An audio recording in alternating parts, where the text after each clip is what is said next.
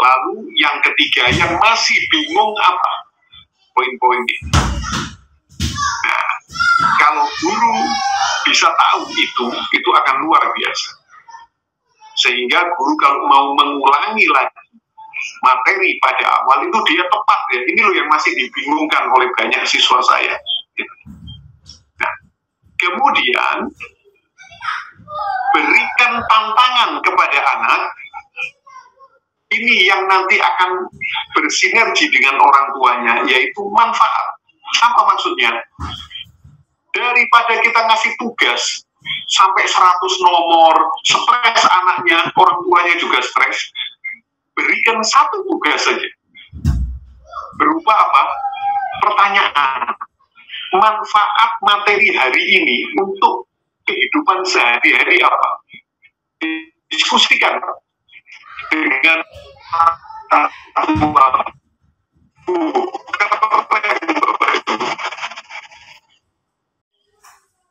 ini karya. Kemudian dengan adanya program internet, mulai yang manual ini diganti menjadi paperless. Jadi kalau ada lomba begitu, dapat piala, dapat penghargaan, pialanya difoto saja, klik, enggak. Membuat karya apa, membuat poster misalkan, posternya itu difoto saja. Nah, lalu semua ini disusun, biasanya masuk dalam soft file, apakah bentuknya PDF dan lain-lain. Nah, sehingga bisa dibawa kemana-mana ini, tidak harus manual bawa bendelan dokumen-dokumen. Nah, ini desain yang kedua, paperless, dari yang manual di paperless-kan, begitulah istilah saya. Nah, tapi sekarang yang dahsyat kami mengembangkan namanya e-portfolio. Jadi ini sudah menggunakan aplikasi. Jadi kita download dari Play Store begitu. Sudah ketika ada diskusi itu mau dimasukkan ke portofolio, gurunya dibimbing oleh App Store itu. Ayo ambil foto, difoto. Nilainya berapa, hasil diskusinya, itu ada deskripsi narasinya. Dan nanti akan tersusun dengan sendirinya berdasarkan urutan waktu. Rapi begitu. Nah, ini yang kami kembangkan. Supaya teman-teman guru itu bisa melakukan. Nah, mudah-mudahan bulan depan kita mau melonsing ini ya, e-student portfolio. Saya minta doa pada Bapak Ibu, jadi kalau ingin tidak ketinggalan, terakhir lomba-lomba tadi.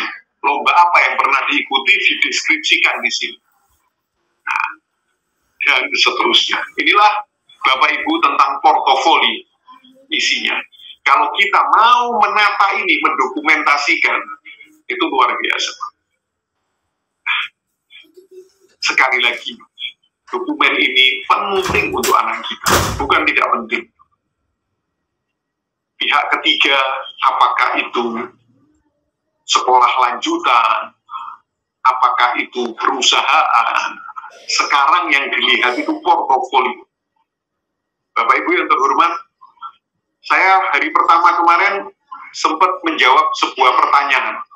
Kalau di Finlandia, bagaimana siswa SMA lulus untuk bisa kuliah di jurusan yang dia harapkan, itu yang dinilai adalah portofolio semasa SMA-nya. Bayangkan, itu dijadikan ukuran.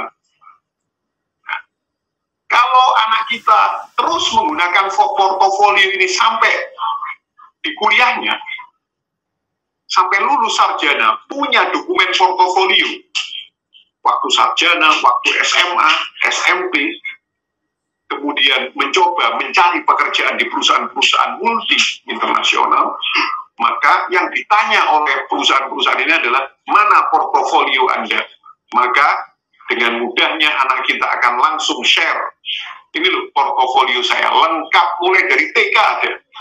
Nah, sayang sekali ya, ini masih jarang kita lakukan. Karena itu di webinar hari ini saya sekali lagi ingin meminta kepada Bapak Ibu, teman-teman guru, ayo gembirakan anak kita. Buat anak kita benar-benar bermanfaat untuk zamannya, yaitu dengan membantunya mendesainkan portofolio. Satu semester ada portofolio saja, minimal kegiatan itu satu-satu saja, tapi terekam itu sudah bagus menurut saya. Daripada nggak ada sama sekali. Tiap kita terima rapor isinya buku, malah sampulnya formal sekali, kayak akte tanah begitu. Dan nilainya hanya angka-angka. Tapi beda ketika setiap semester anak kita menerima rapor seperti itu dan dokumentasi portofolionya yang luar biasa menggambarkan kemampuan anak kita lebih luas. Nah, selesai materi portofolio ini, nah, seperti informasi awal, ini ada tugas, sederhana tugasnya. Nah, coba Bapak Ibu, saya berharap Bapak Ibu mulai nanti mendapat atau membuat portofolio siswa Anda. Kalau mau dicoba satu siswa dulu ya nggak apa-apa, karena kalau satu bisa, yang lainnya pasti bisa. Ya kan? Seperti contoh yang sudah saya share tadi, mulai dari cover, mulai dari halaman keduanya, rangkuman, lalu data-data lengkapnya. Nah, kalau bisa kita mulai bulan September ini, di akhir penghujung September ini, mudah-mudahan Desember nanti anak kita sudah punya laporan portofolio ketika mereka terima rapor semester ganjil ini. Nah, saya percaya kalau kita mau coba dan mau belajar terus, saya percaya Bapak Ibu mampu membuatkan portofolio siswa-siswanya. Nah, itu aja Bapak Ibu dari saya. Nah, sekali lagi sebelum atau setelah saya tutup ini, silahkan bagi yang ingin bertanya, mungkin lewat kolom chat ya, khususnya tentang portofolio. Nah, kita akan berdiskusi. Terima kasih, kurang lebihnya mohon maaf. Assalamualaikum warahmatullahi wabarakatuh. Ini sebagai penutup yang sangat penting, yaitu sinergi guru dengan orang tua. Karena tanpa ada sinergi, apapun yang kita lakukan dalam pekerjaan sehari-hari mengajar, itu nanti tidak gayung bersambut. Sinergi ini ada istilahnya segitiga emas kan, guru, orang tua, dan siswa. Nah, seperti ini. Jadi siswa itu, anak kita itu irisan. Nah, apalagi kondisi pembelajaran kita dalam masa pandemi ini luar biasa, punya banyak masalah. Seluruh dunia, Bapak Ibu, mengalami learning loss. Bayangkan, learning loss. Jadi keberhasilan dalam mengajar ini total hanya 33%, Bapak Ibu. Itu. Karena apa? Banyak unsurnya, terutama di Indonesia ya. Jaringan yang tidak siap semua, perangkat yang juga tidak siap, dan juga kemampuan kita, SDM guru ini, dalam pembelajaran online. Karena itu, hari pertama kemarin, saya berusaha sekuat mungkin berbagi strategi apa yang keren dalam pembelajaran online maupun offline. Nah, ini masa-masa sulit memang dalam proses pembelajaran. Terjadi learning loss, apalagi anak TK dan SD, Bapak Ibu. Ada yang meneliti ya, yang dari UNESCO dan dari PISA itu,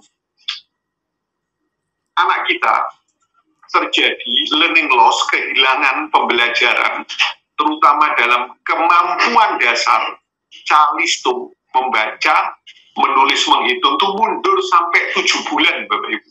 Bayangkan, dalam kondisi pandemi ini. Betapa tidak anak kita tidak bisa keluar dari rumah, mereka BDR, belajar dari rumah, juga orang tuanya sulitnya keluar, work from home, belajar, bekerja dari rumah juga. Nah, baguslah kalau anak ngumpul sama orang tua, tapi kalau terus-menerus Bapak Ibu, apalagi rebutan gadget, ya kan, problem wifi, problem macam-macam, nah ini bisa menimbulkan gesekan-gesekan. Nah, ini Bapak Ibu lihat, ini ada meme ya. Ini yang dibuat oleh siswa-siswa untuk pertama kalinya di dalam sejarah manusia. Bersatu kita mati, bercerai kita selamat. Ada juga meme ya, anak-anak itu di statusnya memasang save me from my mom, selamatkan saya dari ibu saya. Orang tuanya membalas save me from my kid. Luar biasa. Nah, karena itu saya ingin bagaimana kita bisa menyelesaikan masalah yang terjadi sekarang, terutama hubungan kita sebagai seorang guru dengan orang tua dan siswa. Nah, ini praktis sekali Bapak Ibu.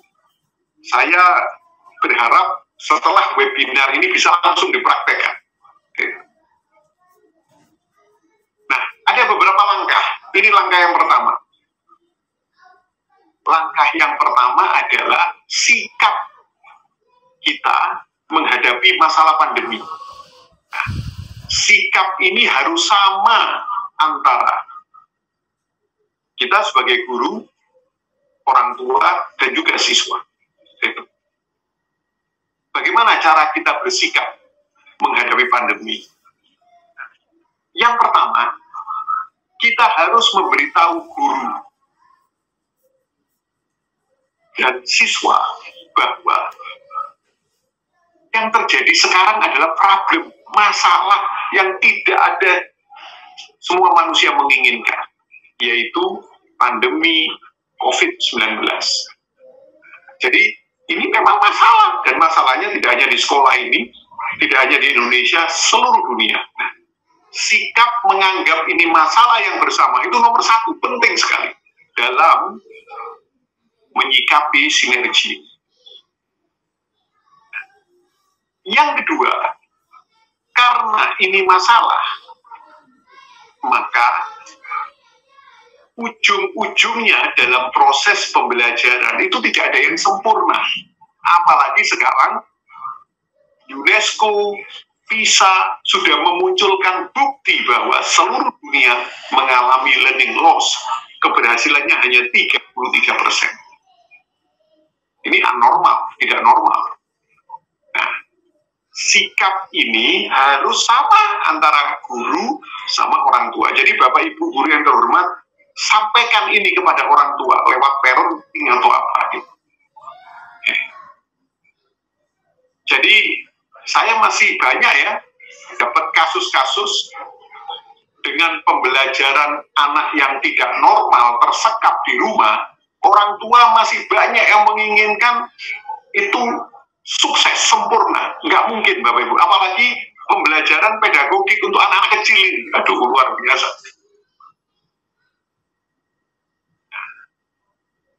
Yang ketiga, nah ini optimisme, sikap optimis.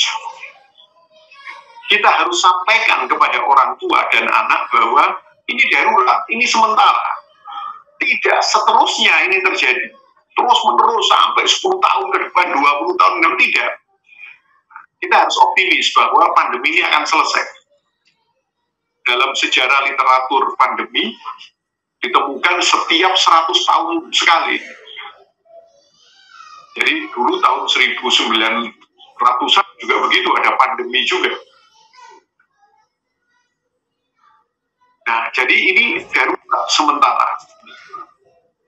Dan yang keempat, sikap kita adalah kita harus membuka wawasan bahwa pendidikan ini sudah mengalami revolusi dengan adanya internet, namanya e-learning. Nah, ini saya bahas kemarin ini detail. Jadi yang namanya digital, teknologi, ini terus upline, naik, berkembang gitu. Tapi pandemi itu akan turun nanti. Sehingga meskipun pandemi nanti selesai, bukan berarti terus kita meninggalkan internet, tidak. Ini terus berkembang. Jadi langkah pertama untuk melakukan sinergi yaitu sikap kita terhadap kondisi pandemi. Nah, yang kedua, kalau kita sudah punya sikap, maka sama sikapnya, langkah yang kedua adalah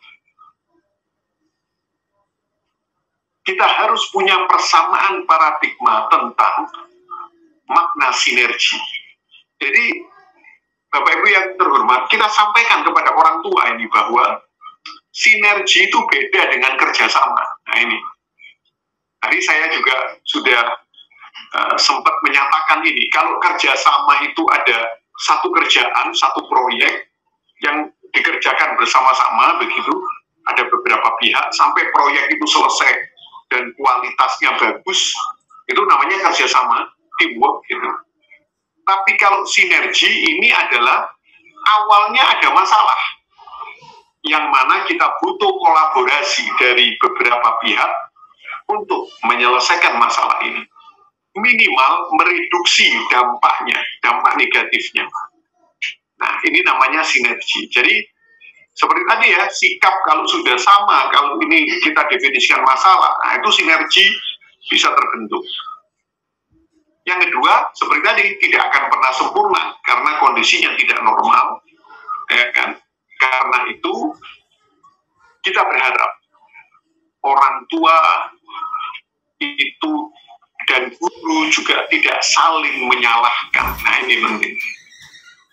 Kadang-kadang orang tua menyalahkan gurunya. Mohon maaf, kadang-kadang gurunya juga menyalahkan orang tuanya yang tidak mau mendampingin anaknya, dan lain-lain.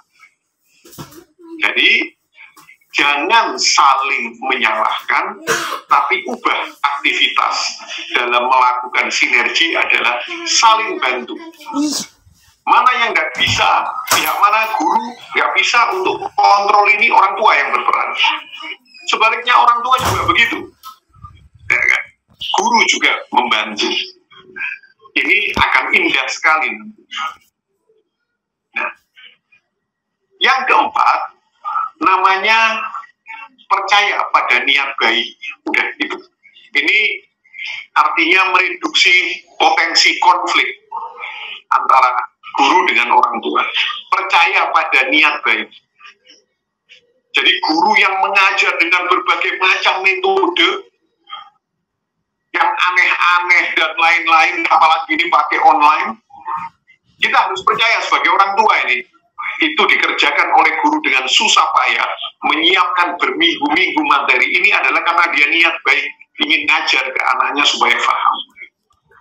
Demikian juga guru harus punya pemikiran orang tuanya ketika mengkritik, memberikan masukan, itu sebetulnya punya niat baik juga.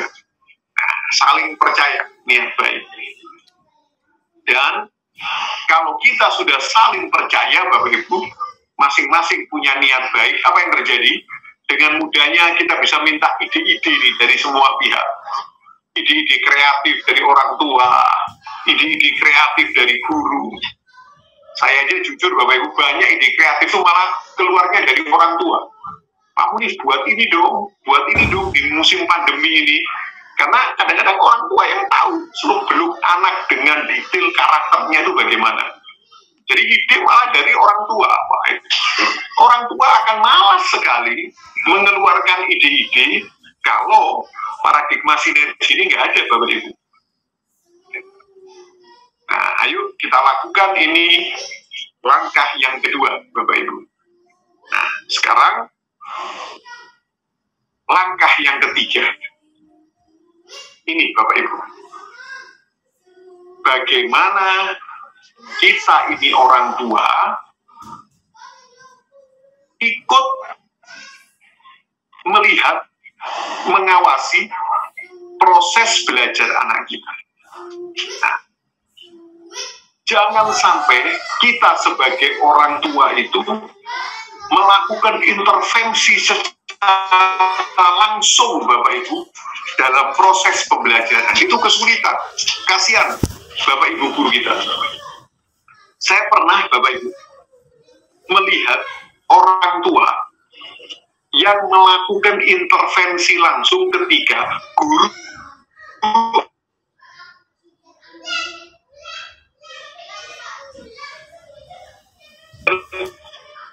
pakai Zoom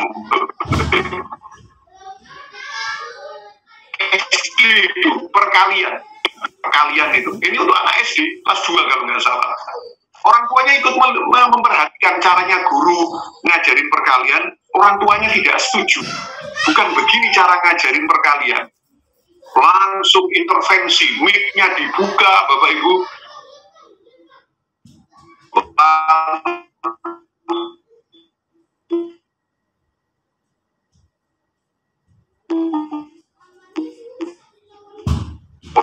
Orang mengatakan